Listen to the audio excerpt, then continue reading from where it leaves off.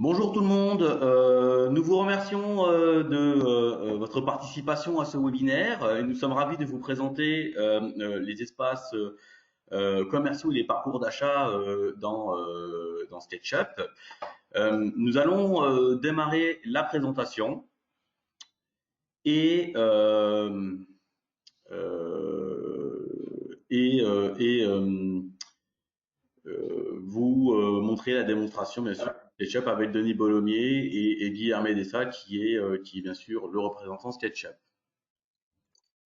La thématique, c'est SketchUp, les espaces commerciaux et les parcours d'achat. Tout d'abord, avant juste de commencer, c'est une présentation qui est en partenariat notamment avec Trimble SketchUp, ADBO, qui est notre leader en fait et expert SketchUp en France, ainsi que Entech, distributeur des logiciels SketchUp sur le territoire français. Avant toute chose, vous avez la possibilité donc soit de poser des questions ou bien de mettre des commentaires.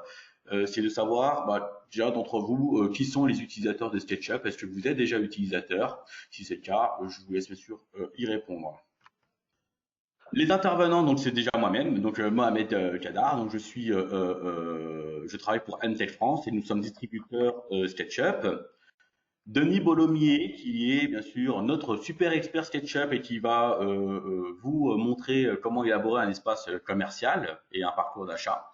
Donc ADBO est notre premier Gold partenaire en France, donc à la fois sur la vente des logiciels SketchUp, mais aussi des services associés tels que de la formation et du développement. Et enfin, Guillermo Dessa, qui est le représentant SketchUp, notamment sur la partie Key Account Manager sur le territoire français. Tout d'abord, quelques informations pratiques. Donc, c'est une présentation qui durera environ une petite heure et où vous aurez bien sûr la possibilité de poser vos questions en live. Nous vous remercions tout d'abord de bien sûr couper vos micros pour que celle-ci se déroule dans le meilleur mode. Vous pouvez poser bien sûr vos questions via le chat, on vous répond en live, Denis et moi-même. Je vous rappelle juste que c'est un webinaire qui est enregistré et bien sûr, on peut vous l'envoyer bien sûr à votre demande si celui-ci bien sûr vous intéresse. Sur la partie bien sûr présentation, le sommaire de cette présentation, c'est comment modéliser bien sûr vos espaces commerciaux.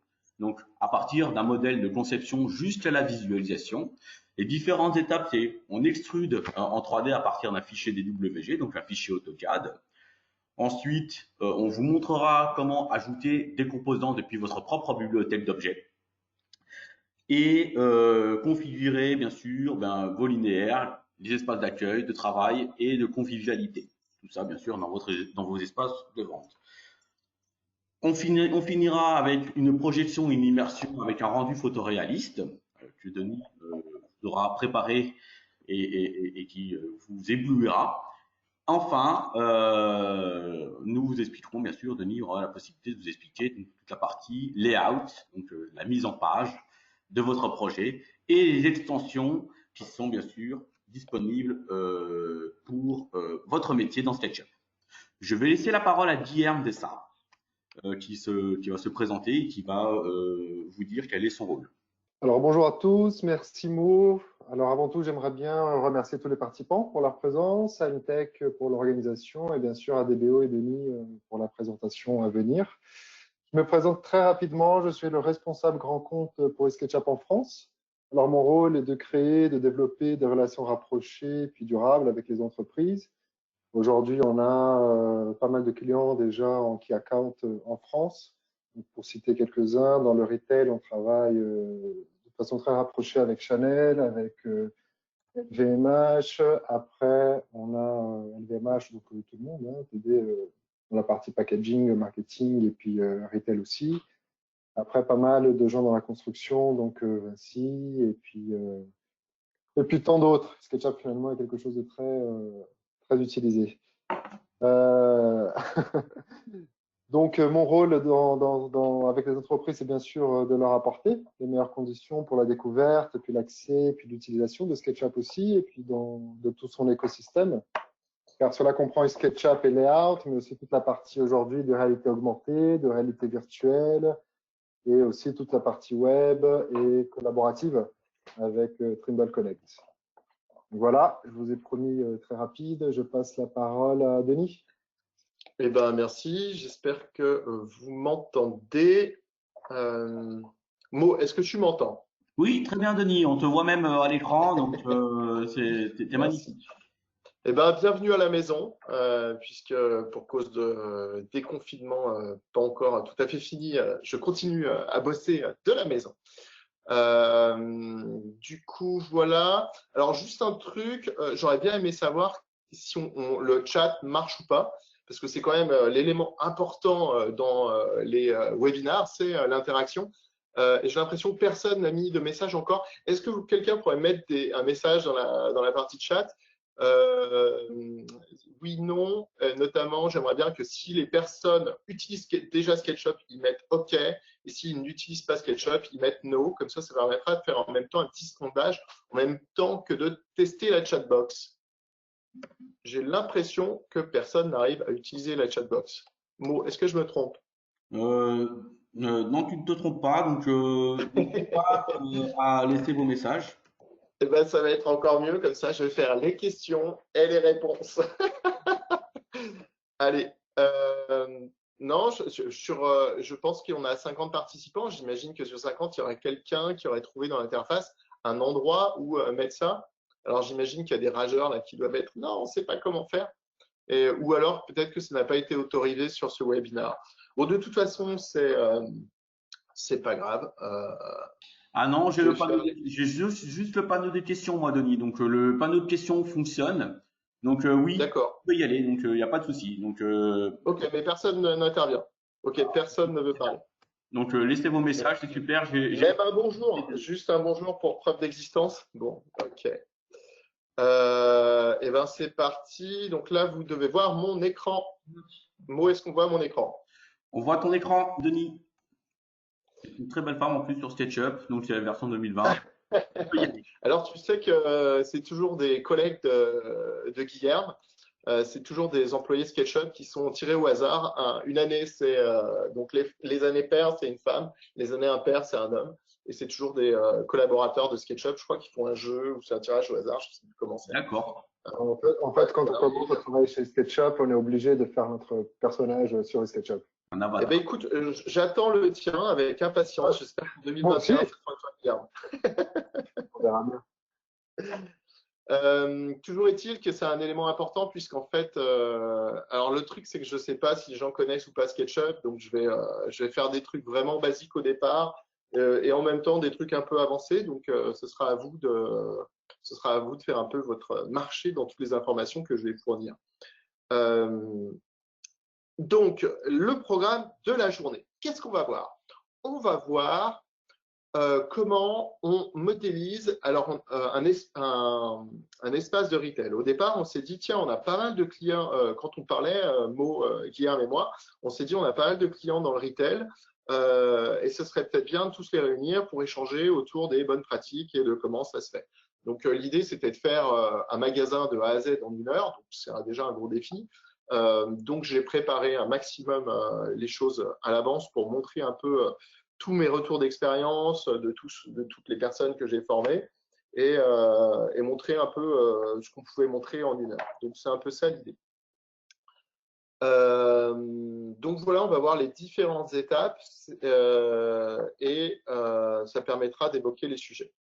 J'avoue que sans retour dans le chat, je suis un peu…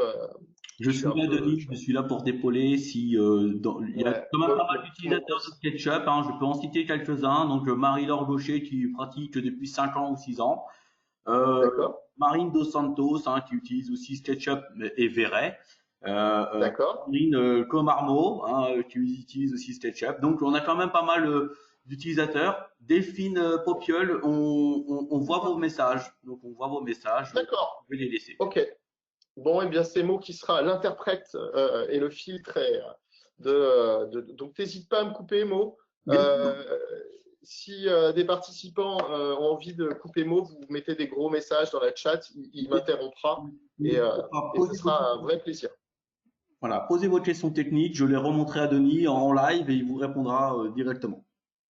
Ok, donc la plupart du temps, quand on va faire de l'agencement de magasin, donc là, on est parti sur un petit espace de vente, en sachant que sur les gros espaces de vente, ça va être la même chose, mais répété beaucoup plus de fois.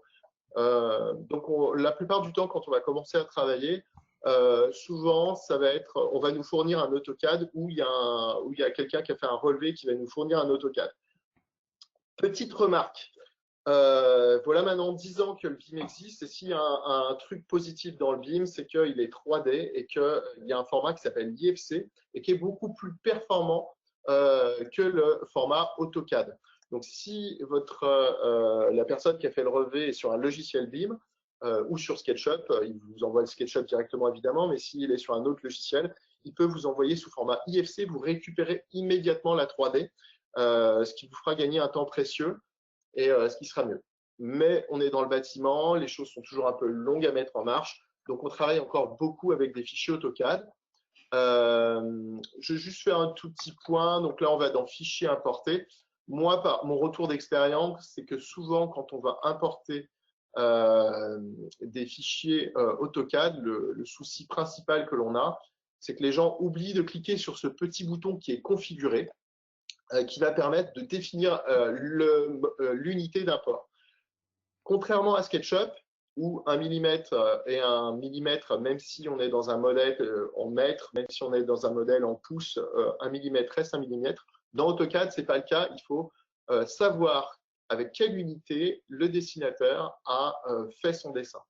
Et donc, souvent, quand on importe le plan, s'il n'est pas à la bonne échelle, c'est qu'ici, on n'est pas dans cette liste déroulante, on n'a pas choisi le bon format. Donc, moi, je vais prendre ça et je vais cliquer sur Importer. Et bing, on récupère. Alors, chose que vous ne faites peut-être pas quand vous travaillez, on va lire les indications qu'il y a ici. Qu'est-ce qui est… Alors, tout ça, youpi lala, on est hyper content, ça a été récupéré d'AutoCAD. Tout ça, ça a été… certaines coordonnées ont été simplifiées. Et ensuite, ici, là, il y a des choses qui ont été ignorées. Notamment tout ce qui est texte. Tout ce qui est texte à base de texte est ignoré. Tout ce qui est XREF sont ignorés aussi. Et les dimensions qui contiennent donc du texte sont ignorées. Les blocs anonymes sont ignorés aussi. Et les zombies other, de toute façon, je crois que les zombies ne sont pas affichés dans AutoCAD. Je ne suis pas expert AutoCAD, mais il me semble qu'ils ne sont pas affichés.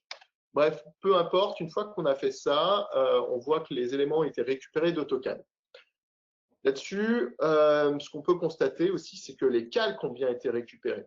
À savoir que, par exemple, ici, la personne avait fait le calpinage du carrelage. Eh bien, le calpinage du carrelage a été récupéré.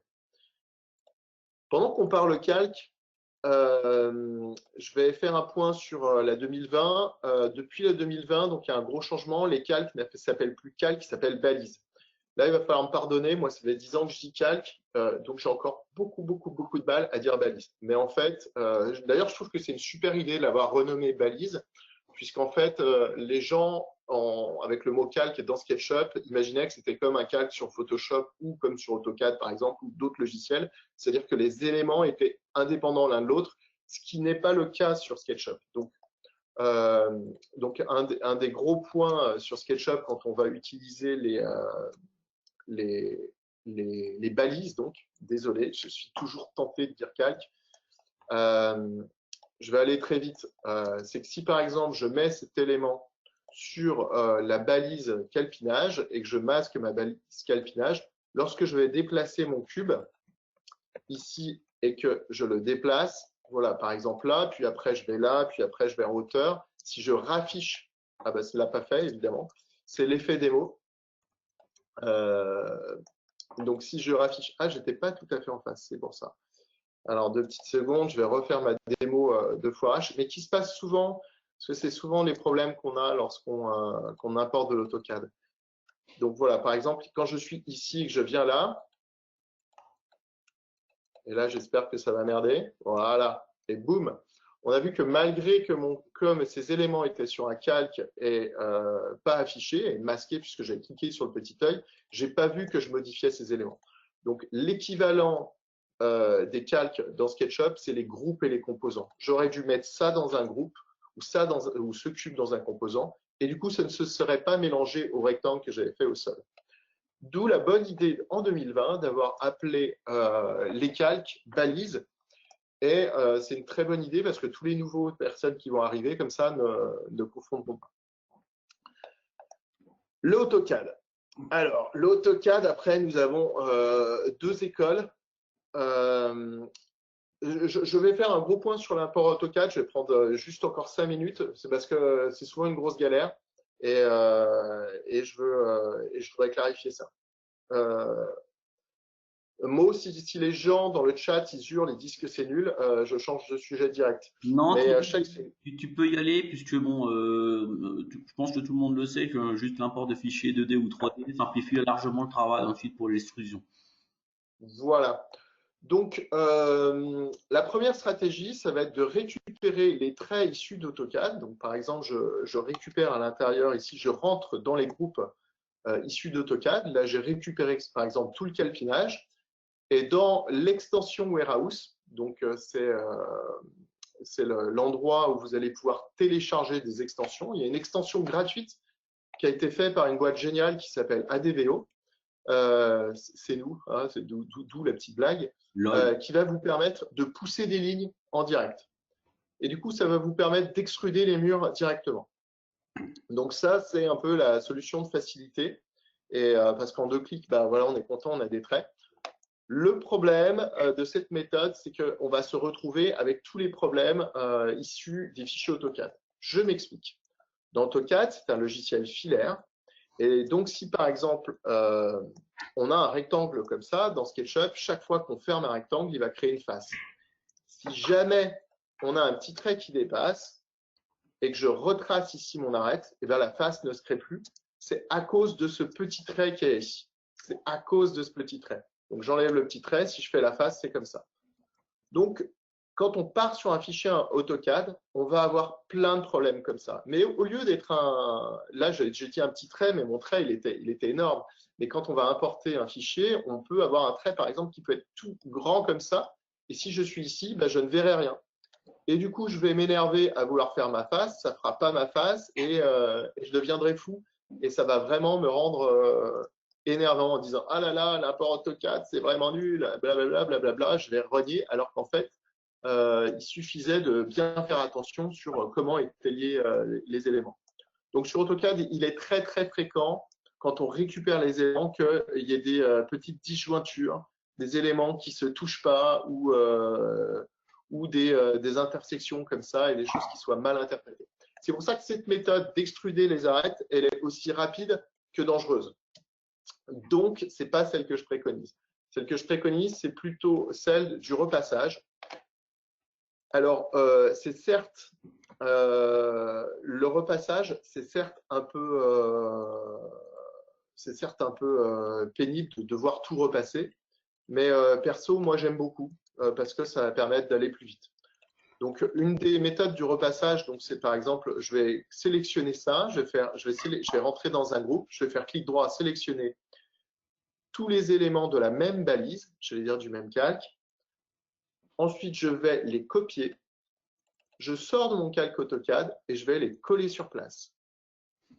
Une fois que j'ai décollé sur place, je vais les mettre dans un groupe. Je passe par le menu pour bien que vous voyez. Je vais dans un groupe et ensuite, je vais aller éditer ce groupe. Et une fois que je suis dans ce groupe, là, je vais pouvoir travailler dessus simplement en essayant de créer des faces comme ça. Si jamais j'ai des problèmes de face, donc là, je pense qu'il y en a qui vont apparaître, ou j'espère qu'il y en a qui vont apparaître. Voilà. Par exemple, on voit ici, le mur n'était pas tout à fait aligné avec l'axe rouge, qui pose quand même un souci. Donc là, il faut bien que je le fasse là, et là, ça ne marche pas. Du coup, là, la bonne stratégie, pardon, ce serait donc de masquer tous ces éléments-là, sauf le dernier que j'ai fait. Alors évidemment, je me suis raté. Hop. Et de prendre, par exemple, l'outil ligne et de décalquer tous les éléments de manière à être bien perpendiculaire et bien droit tout du long. L'autre avantage, c'est qu'ici, au lieu de faire les ouvertures, on va aller tout droit. Et en allant tout droit, ça va permettre voilà, ça va permettre de découper les ouvertures et comme ça, on aura la partie hausse et la partie basse de l'élément. Du coup, voilà. Alors, on a un autre outil, on a une autre petite extension développée par cette super société qui s'appelle ADBO, qui s'appelle 2D Wall. Donc, 2D Wall, je crois que celle-là, elle n'est pas gratuite, malheureusement. La première était gratuite, celle-là, elle n'est pas gratuite. Je crois qu'elle est à 5 ou 10 euros, je ne sais plus. L'idée, c'est que ça va permettre de tracer des…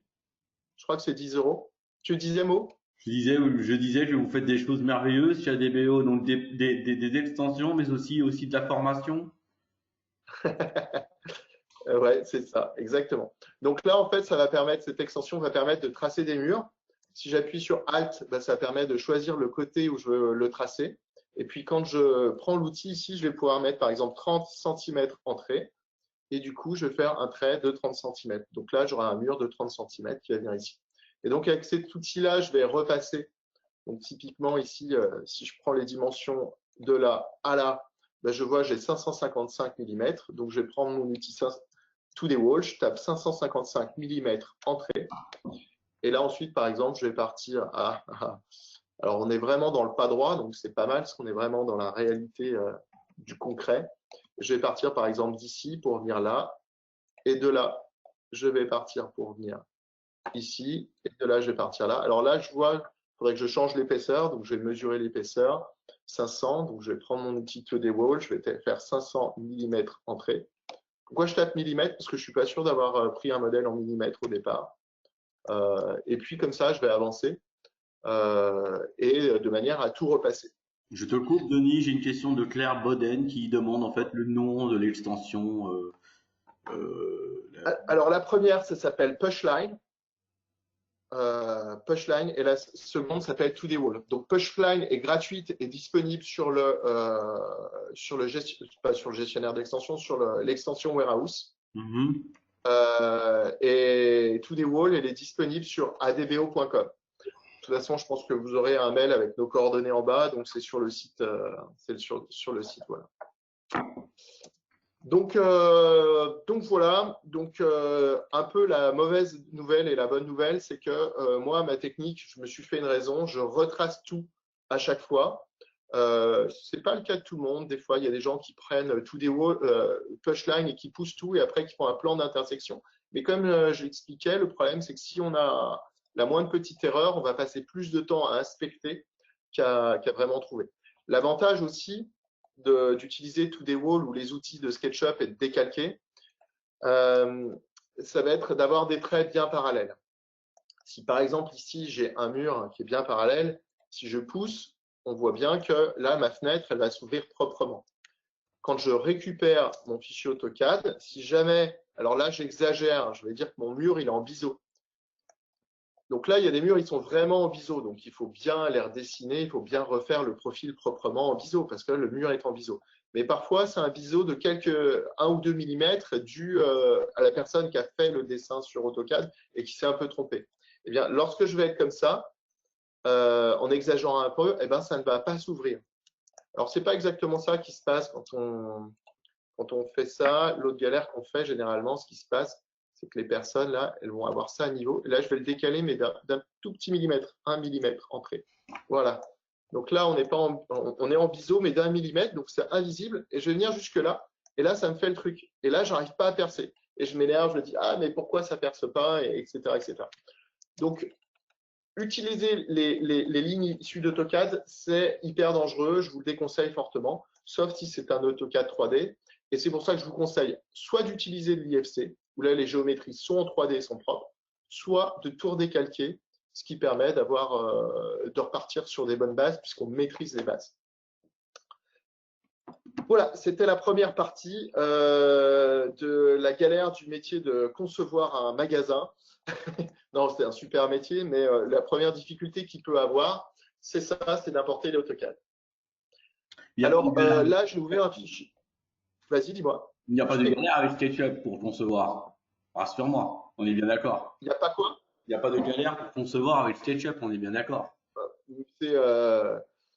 Tu veux que je vais pas être commercial, hein, mais je vais te dire la vérité, c'est que le problème de SketchUp, c'est qu'il est tellement ludique. Des fois, on s'amuse à modéliser des trucs que le client ne verra jamais. Et c'est ça le problème. Son problème, c'est sa force, c'est qu'on s'amuse tellement avec que des fois, on se met à modéliser des dessous de meubles ou des poignées de porte ou des trucs que le client ne verra jamais. Donc, la difficulté, la galère de SketchUp, c'est savoir se limiter, savoir où on veut aller. Et ça vraiment, c'est le truc pas mal. J'étais prof dans une école. Allez, je remets un petit coup la caméra, ça changera de vue. J'étais prof dans une école d'architecture d'intérieur et la génération qui a commencé direct avec le numérique, enfin les autres profs qui avaient plus d'expérience que moi me disaient qu'ils ont cette problématique-là, c'est que les gens s'amusent avec l'outil plutôt que d'abord de concevoir tout dans leur tête et ensuite de le mettre en application. Et je pense que c'est encore plus vrai avec SketchUp. Voilà, c'était la petite digression. Alors, je vais ouvrir un fichier parce que j'ai fait un petit truc marrant que peu de gens utilisent et qui est quand même super pratique. Donc, tous ces fichiers-là, on vous les donnera, ils seront disponibles. Alors, je ne sais pas, Mo, comment tu vas les rendre disponibles. À la demande des personnes, donc on fera du cas par cas, bien sûr, avec. Ouais, voilà. Donc, tous les fichiers qui sont présentés là, donc toute la modélisation, vous voyez, je l'ai numérotée de 0 à 10. Et donc, elle est disponible. Et donc, le point numéro 3 que je voulais présenter, c'était la scène AutoCAD. Donc, une fois que j'ai apporté mon AutoCAD, chose que je n'ai pas parlé tout à l'heure, c'est qu'en fait, souvent, ce que j'aime bien faire, c'est des scènes qui ne vont mémoriser que les éléments actifs. Ce qui fait qu'en fait, alors je montre comment on fait, comme ça, ce sera un peu plus clair. Vous voyez dans ma scène là, dans ma scène, dans mon panneau de scène. Alors moi, je suis sur Mac. Si vous êtes sur PC, la palette, c'est la même chose, sauf qu'elle est à droite. Donc voilà. Donc c'est juste qu'elle est à droite. Et que moi, quand je suis sur Mac, là où vous devez avoir directement les palettes ici disponibles, vous devez aller dans Fenêtre, palette d'outils, scène. Et vous avez cette palette d'outils scène qui s'affiche et qui va vous donner plein d'informations. Là, il y a un petit plus qui permet d'afficher ou de masquer les détails. Et vous voyez que sur ces deux scènes, la seule chose que j'ai gardée en tête, c'est les balises visibles. Donc, dans une scène, j'ai en balise active un calque qui s'appelle ZZ AutoCAD, qui est activé. Et dans l'autre, quand je l'affiche, j'ai cette scène j'ai ce calque qui est désactivé. Et ça va être super intéressant puisque après, je vais prendre les autres fichiers plus tard, quand par exemple je modélise les murs ou quand je fais l'extrusion des murs ou quand je fais le sol, je vais rester sur les murs, je vais ouvrir le fichier mur. Et ben, quand je vais dessiner les murs, ça va être super pratique de dire tiens, là, j'ai pas besoin du calque AutoCAD, là, j'en ai besoin. Là, vous voyez, je m'en sers un peu en raccourci. Ou quand par exemple, je vais mettre les portes, ça va être hyper pratique pour faire des raccourcis. Donc, il faut aller dans les scènes, cliquer sur le petit plus et créer des scènes où on ne mémorise que les balises visibles. Donc, chez ADBO, on recrute pas mal de gens bons sur SketchUp et un des éléments qu'on regarde en premier, il y a deux choses qu'on regarde pour voir si les personnes ont été correctement formées. La première chose qu'on regarde, c'est que normalement, quand on est dans le modèle, rien ne doit être une face. On doit avoir que des groupes et des composants dans le modèle. Tout doit être sur des groupes et des composants. Si vous n'êtes pas dans des groupes et des composants, c'est un peu comme sur Photoshop si vous n'utilisiez pas les calques. Il n'y a pas de marche arrière, tout ce qui est fait est définitivement perdu. Donc, c'est la première chose que je regarde, c'est est-ce que tout est dans des groupes et des composants.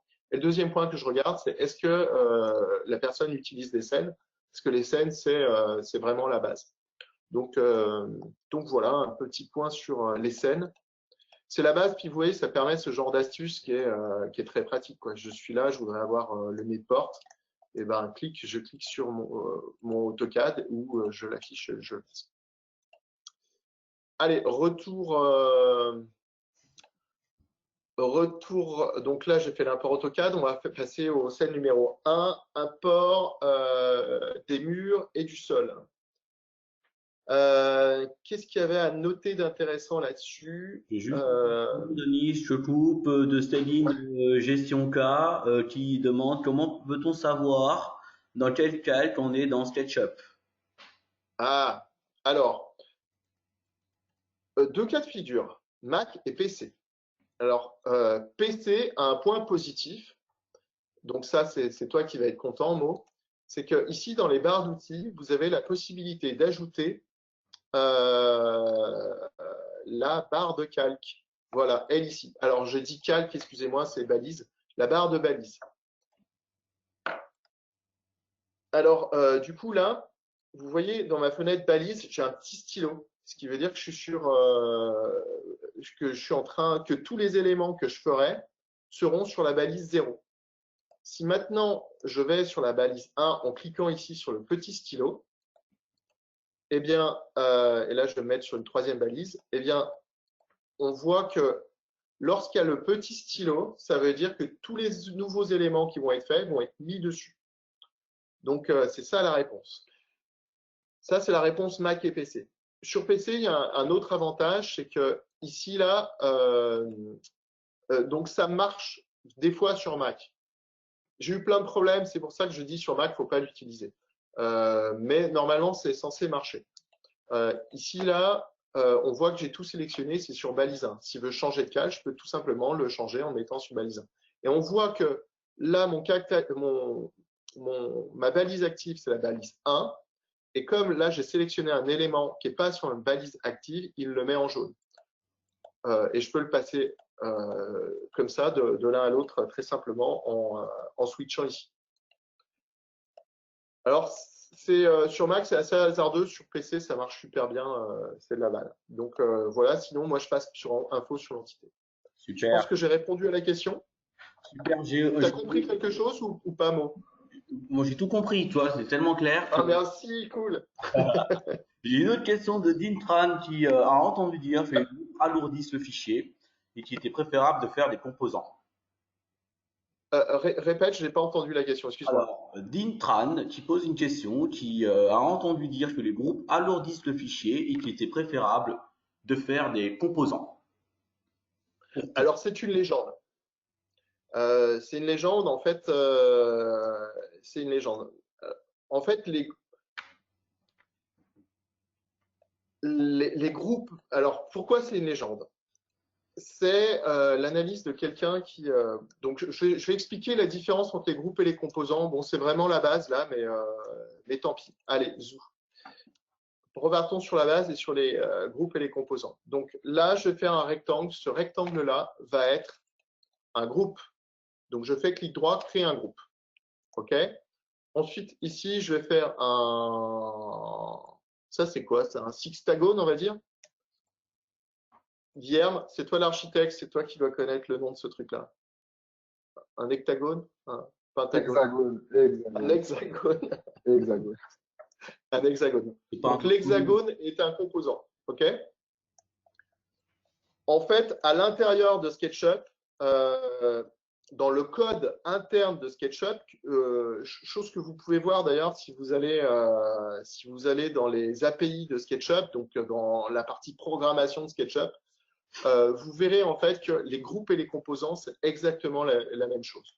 Donc, pour les débutants, un groupe, c'est la même chose qu'un composant, sauf que quand je vais modifier, lorsque je vais modifier un groupe, ça va modifier que ce groupe-là, tandis que si je modifie un composant, ça va modifier tous les composants. Donc ça, c'est pour les gens qui ne savaient pas ce que c'était des groupes et des composants. En fait, ce qui se passe, c'est qu'informatiquement, c'est tous le même objet, qui sont en fait, c'est tous des composants, sauf que sur les groupes, il y a une petite surcharge qui fait que quand on les modifie, ils deviennent uniques. Parce que ce composant-là, qui s'appelle composant 1, si je fais clic droit rendre unique, il va s'appeler composant 2. Et désormais, celui-là, quand je le modifie, on voit qu'il est le seul à être modifié. Donc en fait, les groupes, c'est juste des composants qui sont uniques à chaque fois qu'on les modifie. La preuve en est, c'est qu'ici, il dit bien qu'on en a 3 dans le modèle. Donc SketchUp voit déjà à la base dès le départ, que des groupes identiques sont des groupes identiques. Donc, c'est une légende. Non, faire des groupes n'alourdit pas plus le modèle. Ce qui peut alourdir le modèle, c'est si, par exemple, là, vous faites un élément. Allez, je le transforme en groupe. Non, je ne le transforme pas en groupe, pardon. J'en fais un autre, j'en fais un autre, j'en fais un autre. Et si ensuite, après coup, ça, je le transforme en groupe, après coup, je le transforme en groupe, après coup, je le transforme en groupe, après coup, je le transforme en groupe. Ça sera la même chose d'ailleurs si après coup, je le transforme en composant. Lui, il considérera que c'est 4 groupes ou 4 composants différents. Donc, vous faites des groupes et des composants, c'est la même chose. SketchUp se démerde pour optimiser la puissance derrière. Donc voilà. Et c'est informatique, c'est intrinsèque, il n'y a aucune différence. Donc, faites des groupes et des composants tant que vous voulez. Merci, Denis. Bon, tu penses que j'ai répondu à la question? Super. Ok. On peut continuer alors. Allons jusqu'au bout. Alors, qu'est-ce que je voulais dire? Donc là, voilà, groupe et composants. Donc typiquement, là, j'ai fait un groupe que j'ai pas nommé, qui est les murs, que je pourrais très bien nommer d'abord. Hop, hop. Mais bon, après, ça devient un peu lourd parce qu'on crée un groupe mur qu'on met sur un calque mur. Ensuite, là, j'ai un groupe sol que j'ai mis sur un calque sol. Et puis là, je dois avoir donc des composants. Là, c'est 4 composants escaliers que je vais à nouveau mettre dans un groupe que je vais appeler escalier. Mais ce groupe-là, je vais le mettre dans la balise, par exemple, sol. Et puis voilà. Que dire là-dessus? Pas grand-chose. J'ai pas trop d'autres remarques. Un port des murs et des cloisons. Alors, il peut avoir un autre truc. Si le seul truc qu'on peut dire, c'est que quand on perce les murs et les cloisons, à partir d'un AutoCAD, on va avoir plusieurs possibilités. Naturellement, on a envie de faire comme ça. Le souci, c'est que si jamais on a un mur en viso, ça ne marche pas. Donc, parfois, il est préférable, si par exemple, pour éviter, quand on a un mur en viso, si je pars par dessous, ça marchera dans 100% des cas. Pardon. Ça marche, évidemment, ça merde quand je fais. Et ça marchera dans 100% des cas, puisqu'en fait, je fais une extrusion à partir du base, même si mon mur est en biseau. Donc passer par le dessous, c'est souvent assez malin pour faire les ouvertures, les embrasures. Qu'est-ce qu'il y a de spécifique magasin là-dessus? Qu'est-ce qui me vient à la tête? Ouais, il y a un plugin qui s'appelle 1001 Bit Tool. Qui permet de percer les éléments en automatique, qui est pas mal. 1001 Bit Tool, c'est de toute façon, on va aller ici peut-être 1001 Bit Tool. En tapant bit, j'ai toujours un peu peur qu'en live on arrive sur des sites indésirés. Voilà, donc ah non, ça c'est Freeware, donc ça c'est un collègue, un super site d'ailleurs que je conseille, qui s'appelle Archimage. Alors le site n'a pas l'air très responsive. Il doit être sur l'extension Warehouse. C'est ce site-là et il permet de faire aussi des toitures, il permet de faire plein de choses. Il a une version gratuite qui est déjà hyper puissante et notamment pour les murs, c'est vraiment le top. Je réponds à une question de Aurélie Breteau. Alors pour revoir en fait le live en replay, on vous le mettra à disposition, bien sûr. Vous nous quittez déjà, donc mais vous aurez l'occasion bien sûr de le revoir. Ok. Let's go to portes et mobilier. Alors pour les portes et le mobilier, il y a un truc de bien. Alors là, je vais faire de la pub, mais c'est pas forcément. En fait, ce qu'il faut pour faire les portes et le mobilier, c'est d'avoir une bibliothèque de composants dynamiques. Là, typiquement, ce que vous voyez ici, le composant que j'ai, c'est un composant dynamique qui est vendu sur notre site. Mais après, vous pouvez faire les vôtres. Il n'y a pas de problème. Et donc, les composants dynamiques, donc déjà, on voit que quand je prends l'outil mise à l'échelle, ici, je vais avoir que les 4 poignées là. Je ne vais pas avoir, si je fais un cube à côté, on voit bien qu'ici, là, sur mon cube, je vais avoir toutes les poignées. Tandis que là, sur celui-là, je vais avoir que quelques-unes des poignées. Donc, sur les composants dynamiques ADBO, donc je me suis dit que ça valait le coup de faire un petit peu de pub. Donc, vous avez à disposition donc, ces composants qui vous permettent de saisir la longueur, la hauteur, le sens de l'ouverture, si c'est en une partie, la largeur des dormants et tout ce qui va être autour des dormants.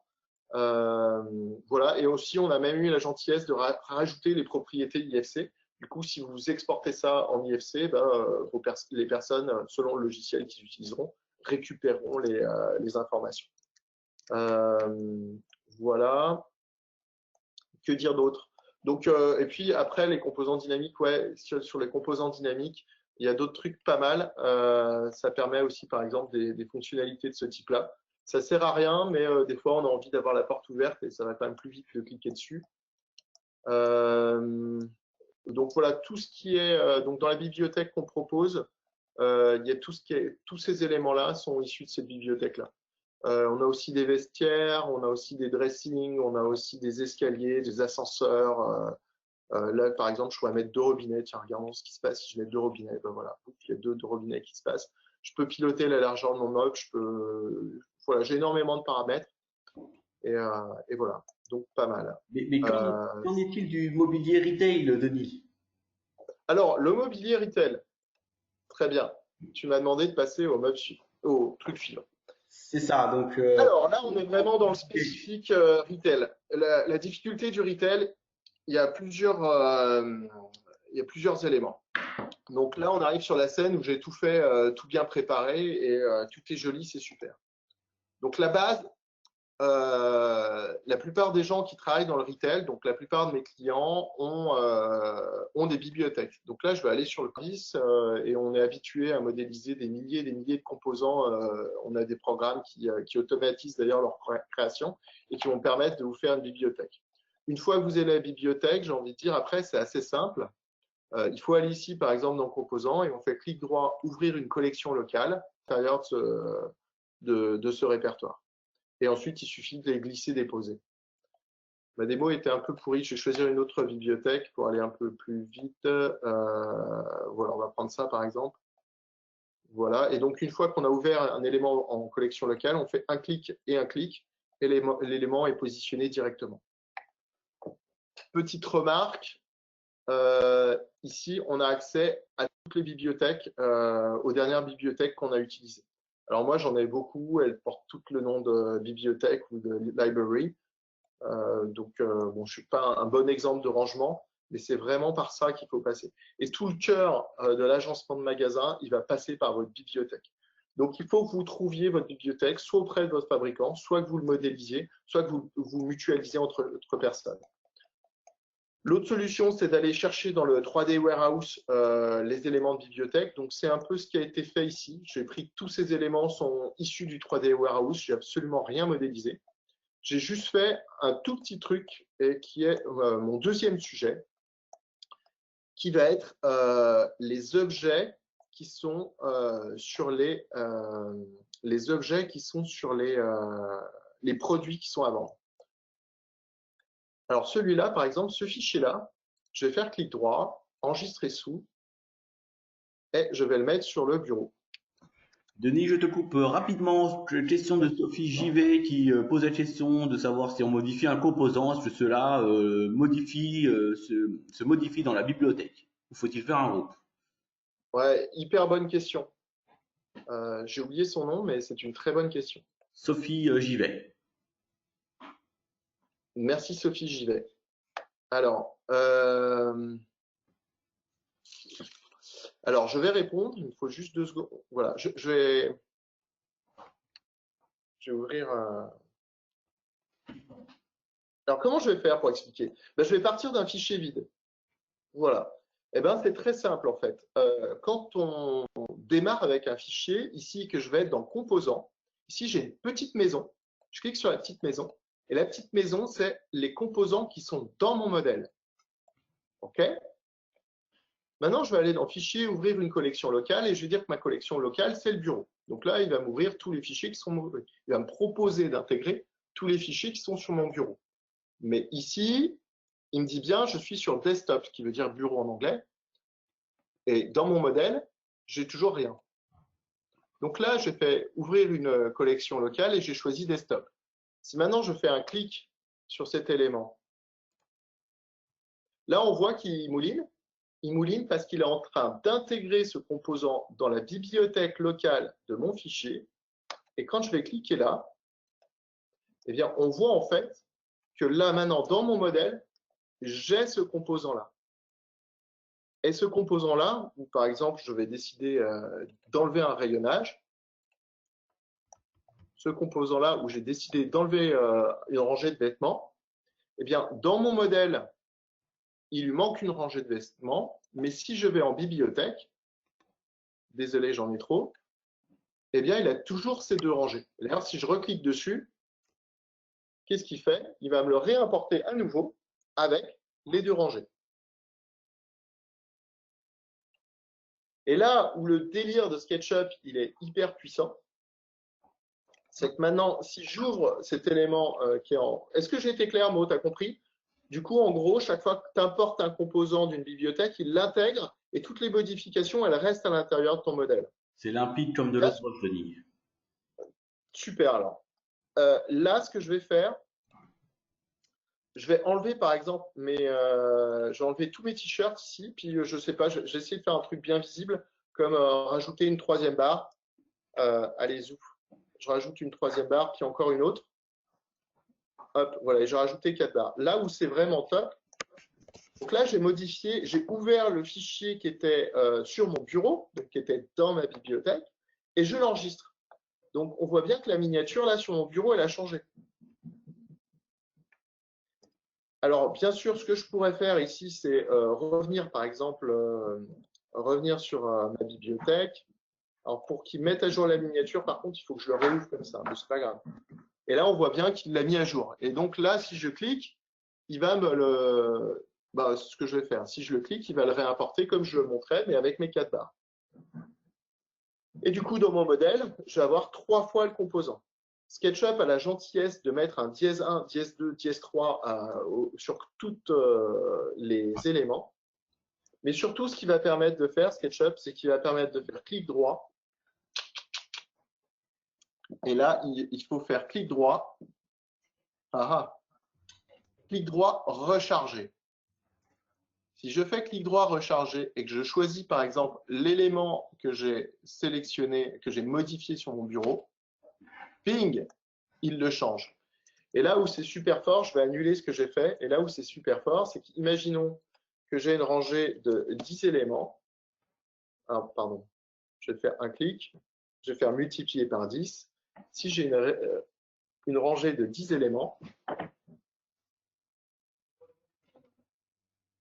je me suis raté, je crois. Là. Ouais. Si j'ai une rangée de 10 éléments, on va y arriver, multiplié par 10 entrées, je n'étais peut-être pas sur le bon entrée. Voilà, je n'étais pas sur le bon entrée. Ces Mac, ils ont plusieurs entrées, c'est un peu pénible parfois.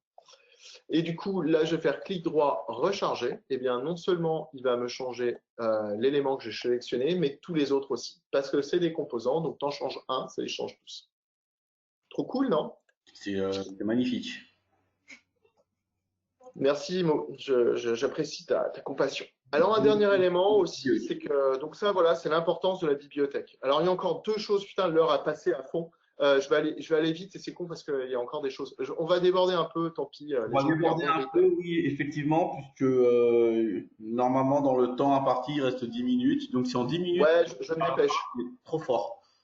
Alors, un truc ici, là aussi, souvent quand on est sur les grandes surfaces, donc là, l'exemple que j'ai, ici, il s'y approprie pas trop, mais généralement, quand on a des linéaires de gondole ou des linéaires de murales, ce qu'on a envie là, c'est de sélectionner ça et puis de le multiplier. Et ça peut être un peu chiant parce qu'il faut être précis et puis peut-être qu'il n'y a pas le bon… tu vois, là, ça tombe bien qu'il y a un socle qui est parfaitement dans la bounding box du truc, mais c'est pas tout le temps le cas. Donc, nous, on a développé un outil qui est payant aussi, celui-là, qui s'appelle Simple Tool, et qui va permettre, donc je sélectionne cet élément, et là, ensuite, quand je me mets sur la face, je vais pouvoir, par exemple, tout simplement cliquer, glisser. Ah, là, c'est la super démo. Je vais pouvoir cliquer, glisser, et ça va me répéter l'élément. Alors, il n'y a peut-être pas de cliquer, glisser. Si, il fallait cliquer, glisser, ouais, c'est ça. Et ça va me permettre de, voilà. Donc, si vous avez un linéaire, une fois que vous avez sélectionné l'élément, ben, ça va permettre de vous l'ajouter.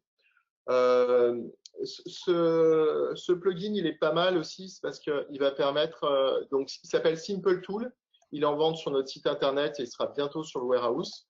Il va permettre aussi d'aligner à partir des bounding box. Donc si par exemple je dis aligne, est-ce que j'ai bien pris aligne là? Ouais, j'ai pris aligne. Oh mon Dieu. Aligne cette face avec cette face.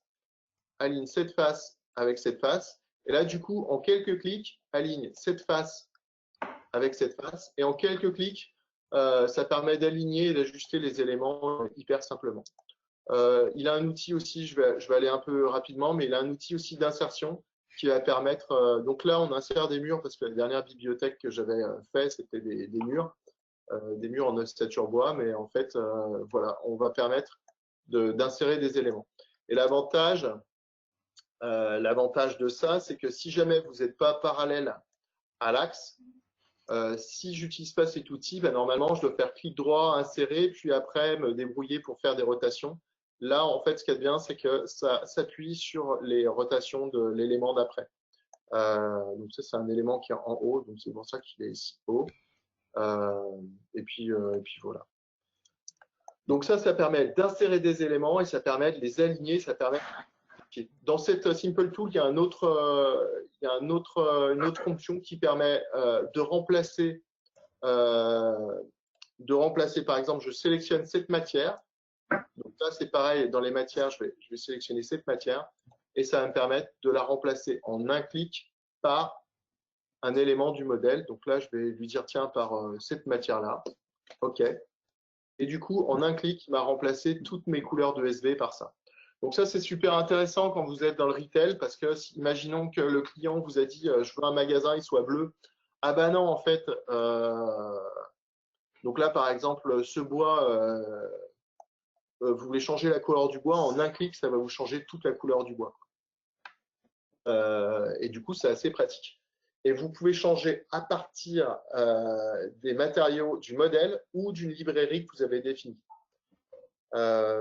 Notamment dans les librairies. Alors aussi, ce que les gens ne savent pas trop, c'est qu'il est très facile de trouver sur notre site internet ressources SketchUp, bibliothèque de matière. Donc sur notre site internet ADBO, vous avez les RAL, vous avez les Tolins, vous avez toutes les.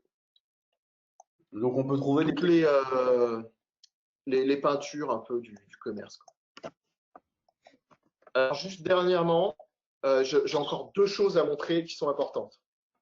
Là, on va parler rendu. Le problème qu'on peut avoir avec si on met tous les composants là, tous les vêtements avec leur polygone, notre modèle, il va être invivable. Donc, ce qu'on va faire, que ce soit avec V-Ray ou que ce soit avec le TR-Render, donc avec ces deux programmes de rendu photoréaliste, on a la possibilité de sélectionner par exemple des éléments. Alors là, je vais sélectionner des éléments et avec ça, alors il faut que je fasse des composants par contre. Et sur les composants, donc là je vais montrer avec TR-Render. Avec V-Ray, je connais un peu moins, donc mais je sais que c'est possible. Vous avez la possibilité de transformer en proxy. Donc on lui dit, tiens, j'aimerais bien que tu me fasses un proxy de cet élément-là. Et du coup, on lui dit, tiens, bah, tu vas me laisser que 200 triangles. Il nous le fait enregistrer sur le disque, on lui dit OK. Et ce qu'il va faire, c'est qu'au lieu de nous laisser, les t-shirts avec toute leur texture, il va faire un espèce de petit nuage de points comme ça. Du coup, quand je serai dans SketchUp, eh ben, c'est toujours léger parce que j'ai que 200 faces finalement. Mais quand je vais faire mon rendu photoréaliste, donc là, je vais aller dans mon rendu photoréaliste TR-Render par exemple, si je le lance ici, et bien là, on voit bien que mon rendu, il apparaît avec mes t-shirts qui sont complets. Et ça, c'est juste fabuleux. Si vous n'avez pas ça, et vous avez par exemple des pharmacies ou des mecs qui vendent des paquets de cigarettes, en fait, dès que vous allez avoir dans un magasin, il y a plein de produits et de petits composants. Et là, ce qui est génial avec ça, c'est que vous allez pouvoir charger en polygone dans vos rendus. Du coup, en rendu, bah, vous êtes tranquille parce que vous avez vraiment votre modèle avec tous vos détails.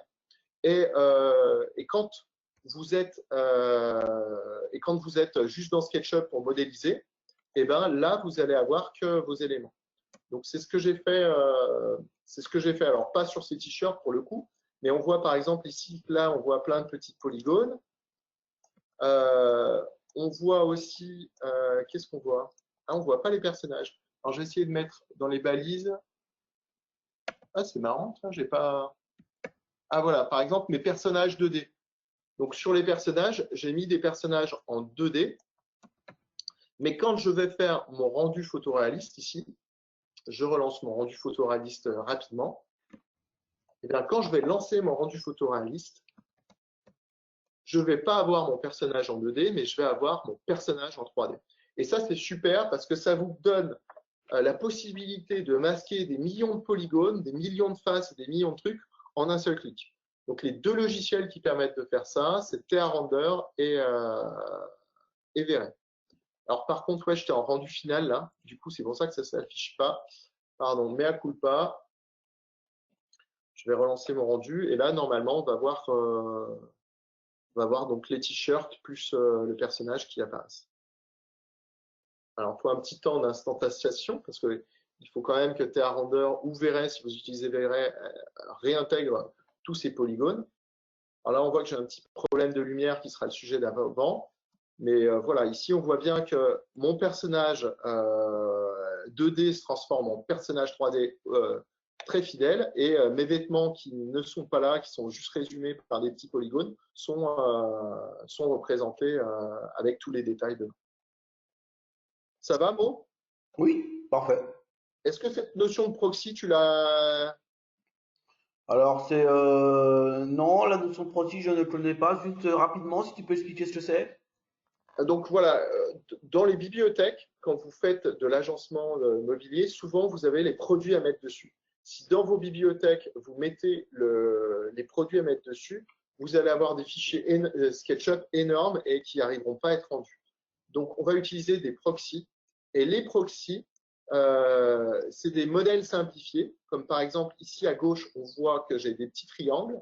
Et à droite, lorsqu'on lance le rendu de ces petits triangles-là, en fait, il me fait la jolie pile de vêtements toute belle, toute mignonne. OK? Voilà. Donc, un proxy, c'est un modèle allégé d'un modèle complet et qui apparaîtra complet, mais que dans le programme de rendu photoréaliste. Ensuite, il y en avait un point sur… je vais dépasser d'un quart d'heure. Je vais vite, mais tu peux m'interrompre. L'autre point, ça va être sur les lumières. Donc ici, je suis parti sur TheaRender, mais sur Vray, ça va être la même chose. On va avoir plusieurs sortes de lumière. Donc, il faut bien dissocier.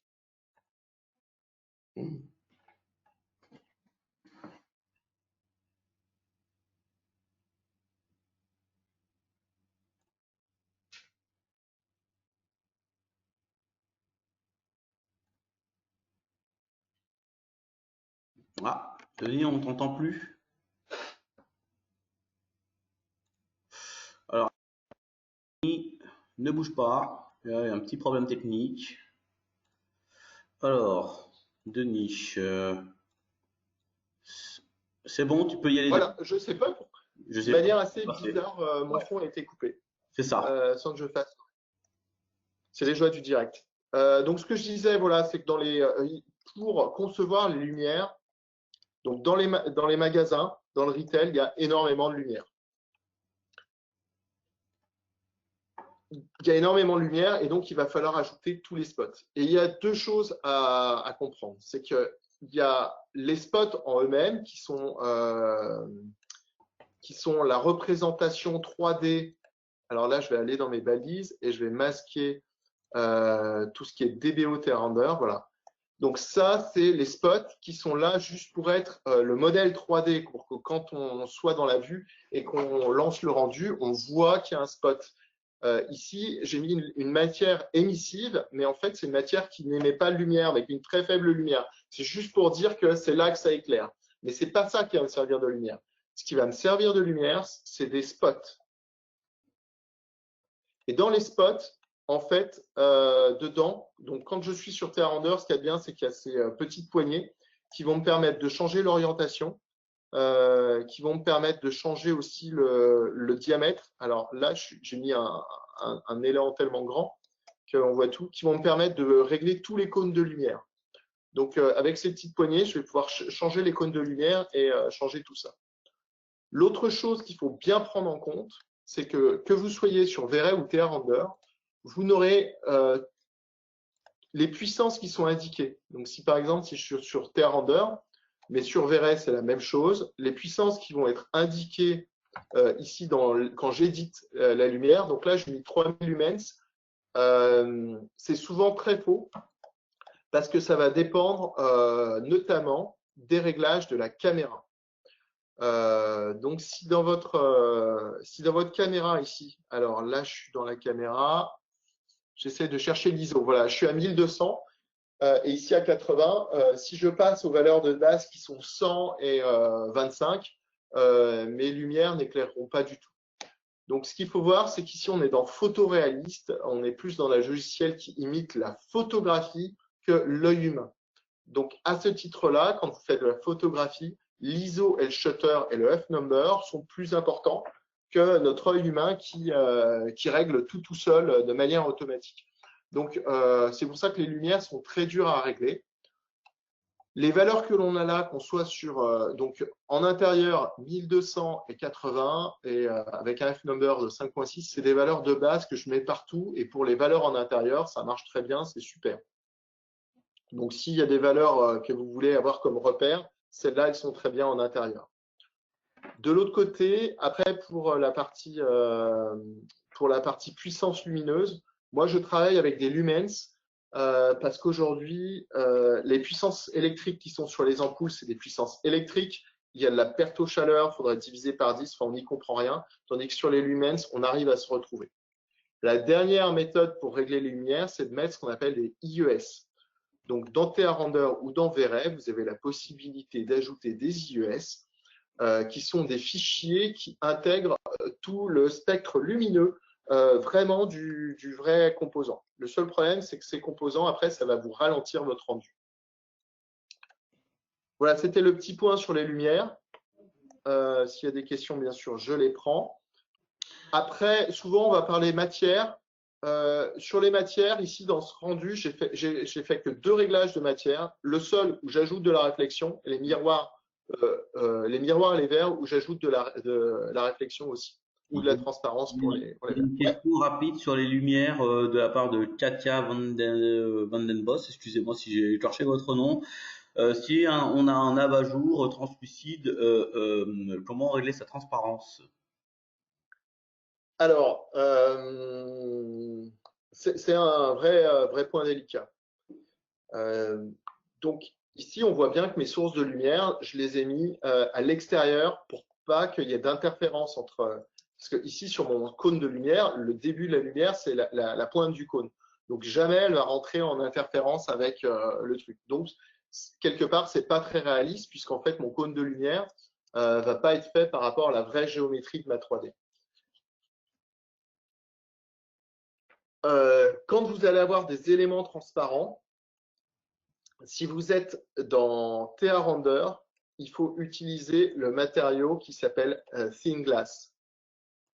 Alors, je vais juste le dessiner peut-être vite fait ici. Donc, un matériau Thin Glass. Donc là, je vais prendre dans TR-Render, j'édite dans TR-Render ce matériau-là. Et je ne vais pas réussir à le piquer, je ne sais pas pourquoi. C'est les joies de la dernière minute. Ah, voilà, c'est ici. Quand je clique là, en fait, ici, je prends Thin Glass. Vous voyez ici dans la miniature Thin Glass, la lumière, on voit à travers cette petite miniature que c'est tout droit. Si par contre, j'avais pris en fait glace, on voit que ça fait comme s'il y avait de l'eau à l'intérieur, tout est inversé et déformé. Dans les moteurs rendus photoréalistes, il y a toujours cette différence entre un thin glass qui ne va pas déformer le rayon de la lumière, donc il ne fait pas d'effet loop comme ça, et le thin glass qui va être juste un truc qui fait de la réflexion quelque part par-dessus. Donc, sur votre élément transparent, il faut mettre un élément thin glass et puis enlever la réflexion par-dessus. Ou alors juste mettre une transparence. Mais effectivement, c'est quelque chose de difficile à régler. C'est quelque chose de difficile à régler parce que en fait, parce que c'est difficile. Voilà, il faut passer du temps sur le réglage de la matière qu'il y a sur les trucs transparents. Moi, perso, j'ignorerais, je mettrais une source de lumière à côté et comme ça, ça va plus vite. Pourquoi? Parce qu'en fait, la réalité, en fait, ce qu'on cherche souvent, c'est à faire une image jolie pour vendre et la réalité n'est pas souvent si jolie que ça. Je sais pas si j'ai bien répondu, mais en fait, je peux pas répondre en 5 minutes à cette question. Donc, j'ai fait le plus vite que je pouvais. Je suis désolé. Bon, très bien, de toute façon, pour ceux qui veulent des questions, bien sûr, on vous laissera bien sûr nos coordonnées pour que notez vos questions et puis vous nous les posez bien sûr par email Alors, je fais juste mon rendu photoréaliste et après, je passe sur les layouts et j'ai fini comme ça dans 5 minutes. Ici, qu'on voit, j'ai une scène qui s'appelle Travail. Quand je suis avec la scène Travail, si je prends la loupe ici, le zoom, on voit qu'en bas, j'ai un champ angulaire à 35 degrés. Un champ angulaire à 35 degrés, ça veut dire que les parallèles sont plus parallèles que s'ils étaient différents. Vous voyez là, le champ angulaire de 35 degrés, c'est vraiment le champ angulaire de travail de SketchUp de base quand vous ouvrez un modèle. Par contre, quand vous prenez une photo ou votre œil, l'iPhone, l'œil humain ou un appareil photo de base, il a un champ angulaire à 55 degrés de base. Donc quand vous êtes dans des espaces petits, on n'a pas du tout la même. Vous voyez qu'entre 35 degrés et 55 degrés, j'ai fait ces deux scènes pour qu'on voit bien, la différence est importante. Donc surtout si vous travaillez sur des petits espaces, réglez bien votre champ angulaire. C'est avec le zoom ici, vous cliquez sur zoom et vous tapez le chiffre. Donc si vous voulez faire 65, vous faites 65. Si je mets 120 degrés, on voit bien que là, j'ai une notion de profondeur qui est beaucoup plus importante, mais d'un autre côté qui est surréaliste. La vraie valeur, c'est 55. Après, libre à vous de tricher. Par exemple, il faut savoir que tous les vendeurs de cuisine et de salle de bain font des rendus avec des champs angulaires à 70-80 degrés parce que comme ça, l'espace a l'air plus grand et du coup, c'est plus vendeur, surtout sur les petits espaces. Donc là, sur un magasin, on peut le laisser à 55, c'est le vrai œil. Là, normalement, je devais lancer le rendu. Je vais lancer un rendu. Alors, une des forces de T-Render par rapport à VRS, c'est qu'il a un mode de rendu très rapide qui va permettre de faire un intérieur preview en 50 secondes ou 40 secondes. Donc là, je vais lancer mon rendu rapidement. Donc voilà, donc sur les rendus photoréalistes sur les retails, ne perdez pas, le seul truc qui va compter, c'est de régler la matière du sol, de régler la transparence sur les vitres, donc ce que je disais, bien de mettre du Steam Glass sur les vitres. Et tout le reste, tous les autres réglages de matière, vous oubliez, ça ne sert absolument à rien. Par pitié, laissez tomber. Vous risquez juste de perdre votre temps et de ralentir votre rendu pour des effets que le client ne regardera pas. Un truc que je dis toujours, c'est qu'au Louvre, les tableaux sont regardés 1,4 secondes en moyenne. Donc là, ce qu'il faut voir, c'est que l'image que vous allez faire en rendu photoréaliste, sa durée de vie, ça va être, je sais pas, ça va être 3 ou 4 secondes, pas plus, quoi. Bon, Les gens vont regarder l'image et vont dire c'est beau, c'est pas beau, et point à la ligne. Ouais, vas-y. Excuse-moi, Denis. Donc, T-Render, oui, très bien. Super outil de rendu photoréaliste en temps réel qui est aussi dynamique. Juste sachez que nous aussi, chez Antech, on commercialise un super outil de rendu photoréaliste qui est Enscape, qui fait exactement aussi la même chose et qui est aussi très performant. Alors, T-Render et VRay sont des programmes de rendu photoréaliste, et moi, Enscape et Twinmotion, mais Enscape est très bien, et je les mettrais plus dans un rendu, ce qu'on appelle temps réel. C'est-à-dire qu'il n'y a même pas la petite seconde qu'on attend, c'est un rendu temps réel. Donc la qualité des rendus est un tout petit peu moins bien, mais ça vous le donne en temps réel, vous pouvez naviguer dedans. Et l'autre force, ça va être donc Enscape ou Twinmotion, va vous permettre de mettre un casque de réalité augmentée et de naviguer dedans. Et ça, c'est juste énorme. Sachez qu'avec SketchUp, avec le viewer SketchUp, vous pouvez faire aussi de la réalité augmentée, c'est-à-dire de positionner, par exemple, le meuble central, là, vous allez pouvoir le positionner directement dans votre magasin et le voir à travers votre smartphone. Disponible bien sûr avec l'abonnement SketchUp. Exactement, ouais, tout à fait. Et donc ça, c'est gratuit et les gens devraient s'en servir parce que c'est vraiment top. Donc sur notre chaîne YouTube, on fera aussi une vidéo là-dessus. Ensuite, je me suis mis en vue de dessus. J'ai fait une coupe, une section à un peu plus d'1 mètre et j'ai fait une vue de dessus avec la caméra projection parallèle pour envoyer tout ça dans Layout. Donc dans Layout, j'ai préparé un fichier. Il est 16, donc je vais pas m'éterniser dessus. Je vais juste ouvrir le fichier simplement pour montrer. Juste Donc Layout, une petite ouais, vas-y. info. Laissez juste un commentaire, un OK, un oui ou un non, parce que beaucoup de personnes d'entre vous utilisent Layout. Voilà, c'est bon, Denis, tu peux y aller. Ouais, très bien. Donc Layout, c'est un peu l'enfant génial de SketchUp. Donc c'est un mélange entre PowerPoint et AutoCAD et c'est un mélange juste fabuleux. Donc là, je crois que le fichier Layout, je l'ai fait genre 10 minutes avant la présentation. Et voilà, et donc ça permet d'insérer des objets SketchUp, ça permet d'insérer des rendus photoréalistes. Donc là, j'ai fait les deux rendus en 1 minute, c'est des previews. C'est pour ça que si on zoome un peu, bon, bah, c'est pas super propre, mais ça a été fait en 1 minute, sinon il fallait en passer 5 minutes. Et là, j'ai mis ces deux vues-là. Ensuite, j'ai fait une seconde page où là, j'ai fait mon zonage. Donc, quand on fait du retail, décrire les zones, c'est assez important. Et je fais aussi la circulation. Ce qu'il faut voir, c'est que SketchUp est aussi très utilisé pour faire les plans d'évacuation ou les plans d'incendie. Si vous suivez mes lives sur la chaîne ADBO, vous avez dû voir qu'on en faisait pas mal. On en faisait. Voilà, donc là, ici, j'ai fait un zonage pour montrer comment on pouvait faire un zonage. Et ici, j'ai fait de la cotation et puis de la numérotation assez simple pour montrer qu'on pouvait faire de la cotation et de la numérotation.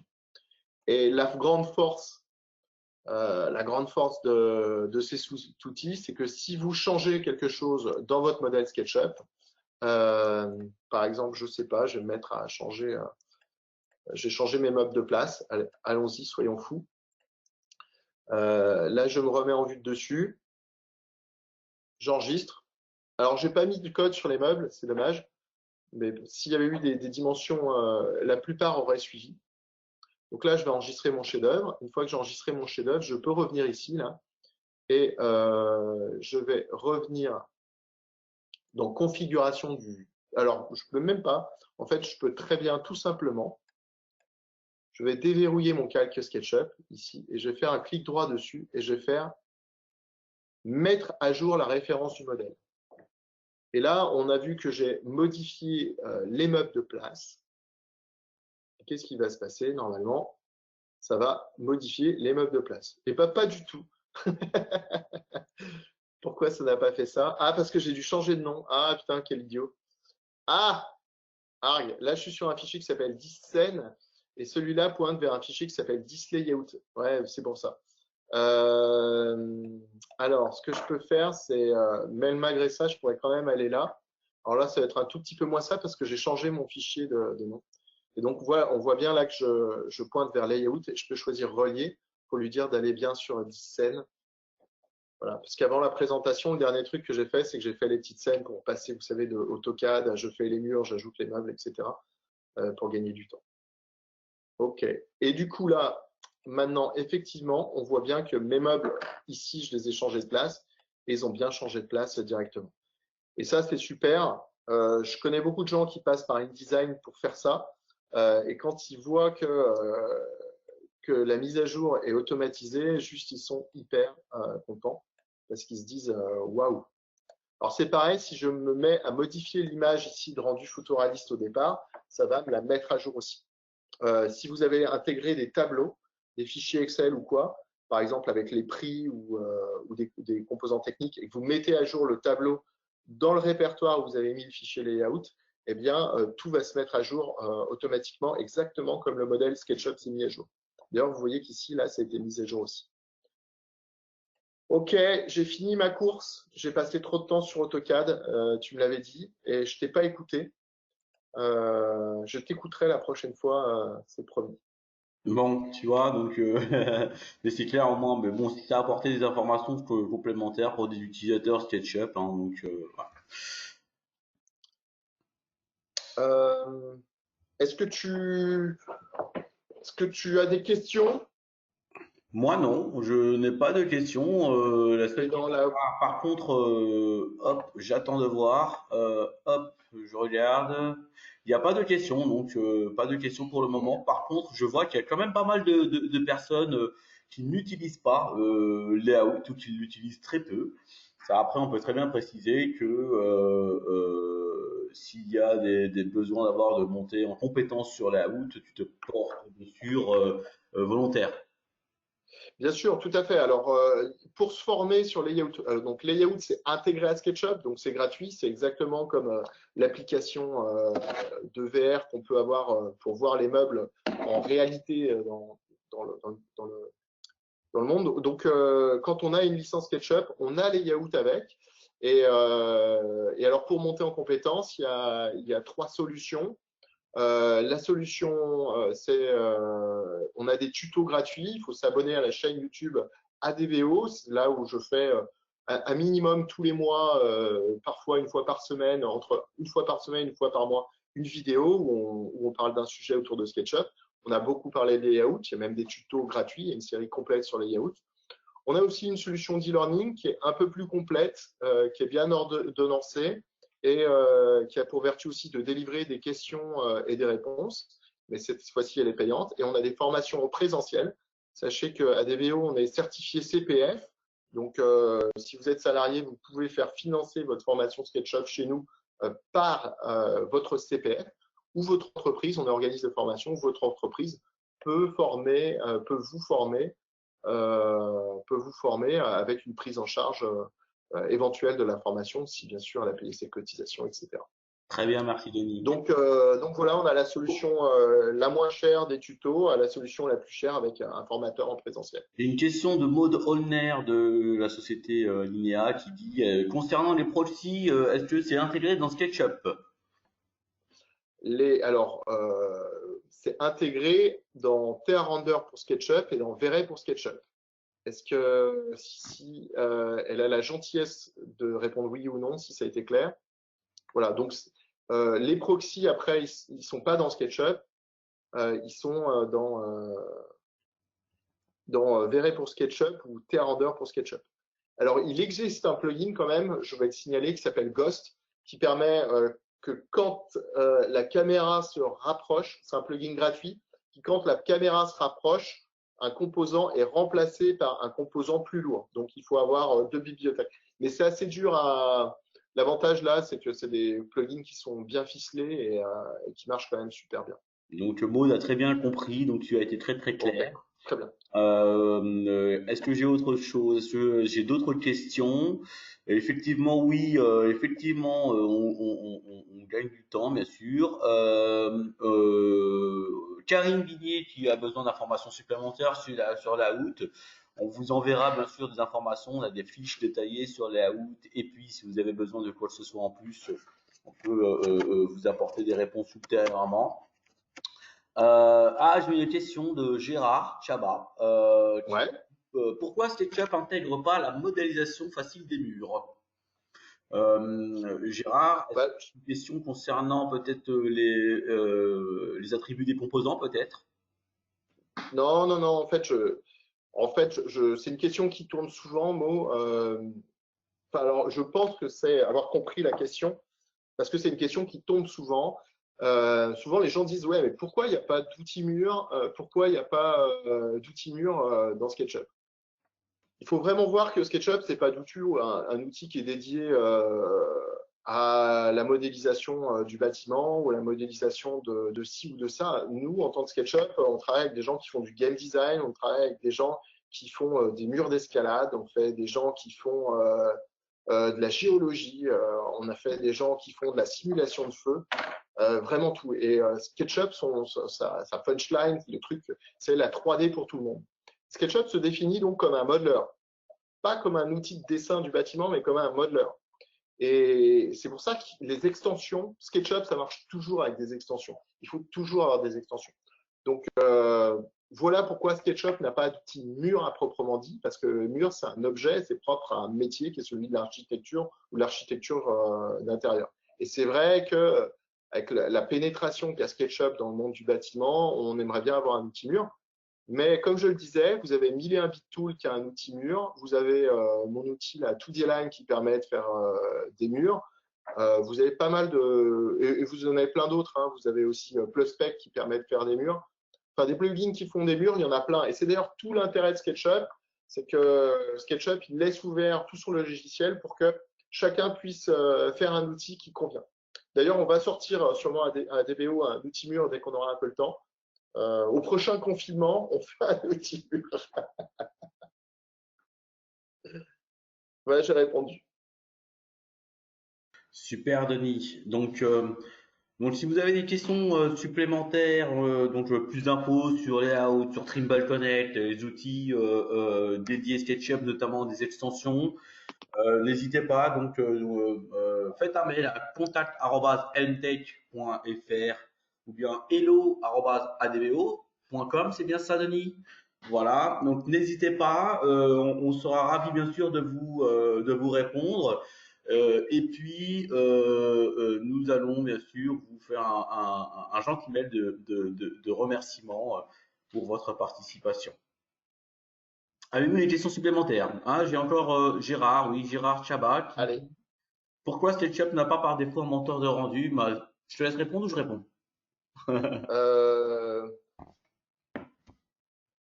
Là, je laisse Guillaume répondre. Guillaume, à toi de répondre alors. Non, mais moi, je n'ai pas de réponse là-dessus. Guillaume, tu es là? Il a peut-être un problème de micro. Ah, peut-être qu'il a peut-être un Tu souci. sais, on a été coupé tout à l'heure. Non, mais c'est une question qui vient tous les ans. Il n'avait pas la main sur le micro. Guillaume, tu nous entends? Ouais, merci. Me poser des questions, me laisser en mute, c'est pas sympa, quoi. Oh. Alors, Guillaume, tu ne réponds pas, et là, j'essaie de regarder si vous êtes coupé par l'organisateur. Merci. Non, SketchUp n'a pas de moteur de rendu, c'est pas dans le planning de créer ça. Encore une fois, la punchline, c'est 3D for everyone, 3D pour tout le monde. Mais en même temps, SketchUp, l'autre idée, c'est de open is always better. Donc, ouvert, c'est toujours mieux. L'idée, c'est justement d'intégrer tout le monde, que chacun puisse développer ses choses. On a des excellents outils de rendu dans le marché. Il n'y a pas de raison de développer un à la maison. Très bien, merci pour cette réponse. Est-ce que d'autres personnes ont des questions? Si vous n'avez pas d'autres questions, bien sûr, on vous laisse bien sûr le